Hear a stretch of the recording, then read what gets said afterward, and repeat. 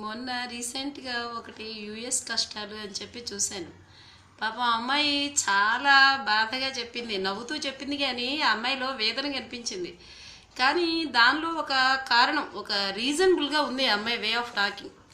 ఏంటంటే అమ్మాయి సహజంగా యుఎస్ అనగానే అదేదొక కలల సౌధంలాగా, ఎక్కువగా ఒక డ్రీమ్ ల్యాండ్ లాగా, ఉతోపియా లాగా ఇలా ఊహించుకుంటూ వెళ్ళిపోతే అక్కడికి వెళ్ళిన తర్వాత అమ్మాయి చెప్పిన కష్టాలు చూస్తుంటే చాలా ఇబ్బందిగా ఉన్నాయి.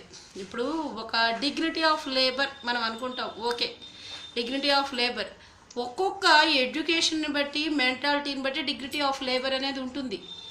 ఎలాగంటే సపోజ్ ఫర్ ఎగ్జాంపుల్ ఆమె ఒక ఇంజనీరింగ్ గ్రాడ్యుయేట్ అయినప్పుడు ఆ అమ్మాయి అదేదో పనులు అని ఒక వర్డ్ ఉపయోగించింది.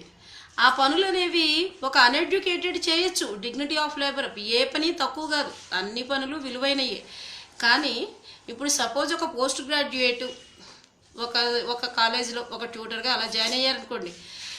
అర్లియర్ మనకైతే ఇప్పుడు చిన్న చిన్న కాలేజీలో అయితే 5,000 6,000 ఇస్తారు. మామూలు కాలేజీలో ఒక డౌట్స్ క్లారిఫికేషను, పేపర్ వాల్యుయేషను ఇలా చేస్తుంటే 5-6 వేలు ఇస్తారు. అదే ఒక స్కావెంజర్ ఒక వెళ్ళిపోయి ఒక 2 బిల్డింగ్స్ క్లీన్ చేశారనుకోండి కాలేజ్కి, వాళ్ళకి నియర్లీ 15,000 దాకా వస్తుంది. కానీ ఒక పోస్ట్ గ్రాడ్యుయేట్ స్కావెంజర్గా చేయలేదు కదా వర్క్ అనేది. వెళ్ళడం అనేటువంటిది ఎలా ఉంటుంది, అందరూ కూడా అక్కడ ఏవో పార్ట్ టైం జాబ్స్ ఉంటాయి, కంప్యూటర్ వర్క్ సమ్ ట్యూటర్గానో లేకపోతే ఏదైనా రిలేటెడ్ టు ఎడ్యుకేషన్ ఉంటుంది, జాబ్స్ చేసుకోవచ్చు, హ్యాపీగా మనం పోస్ట్ గ్రాడ్యుయేషన్ చేసుకోవచ్చు. డబ్బు లేకపోయినా పేరెంట్స్కి, మిడిల్ క్లాస్ వాళ్ళు వెళ్ళడం అన్న ఊహతో వెళ్తారు.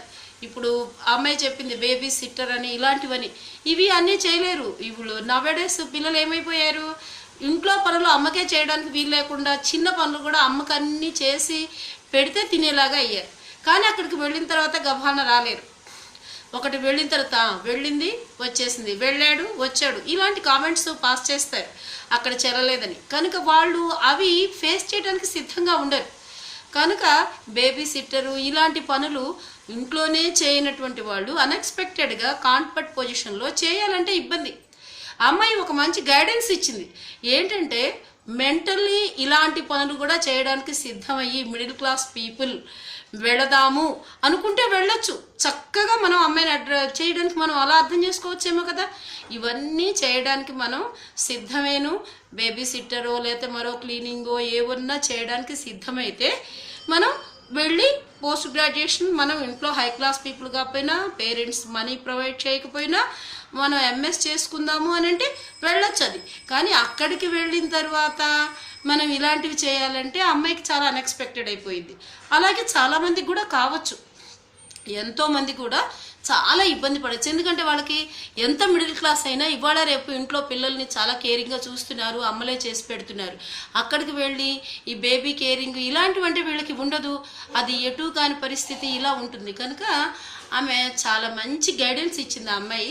దాని గురించి ఆ అమ్మాయిని మనం క్రిటిసైజ్ చేయక్కర్లేదు. నా ఉద్దేశం ప్రకారం అయితే ఆ అమ్మాయి కాబోయేటువంటి వెళ్ళాలనుకుని middle class people part time job చేసుకొని పోస్ట్ గ్రాడ్యుయేషన్ అవ్వాలి అన్న ఉద్దేశంతో ఉన్నటువంటి వాళ్ళకి మానసికంగా సిద్ధమై వెళితే ఏ పని తక్కువ కాదు, ఏ పని ఎక్కువ కాదు. ఎవరికి స్థాయికి, ఎవరి మానసిక స్థితికి అవి పనులు చేసుకోవచ్చు. కానీ అన్ఎక్స్పెక్టెడ్గా ఒక పని చేద్దాము, ఒక చిన్నది ఎడ్యుకేషన్కి రిలేటెడ్గా ఉన్న పని చేద్దాము అనుకున్న వాళ్ళకి మాత్రం ఇబ్బంది. అది మాత్రం అమ్మాయి పరిస్థితి బాగా నచ్చింది నాకు. ఒక మంచి గైడెన్స్ ఇచ్చింది.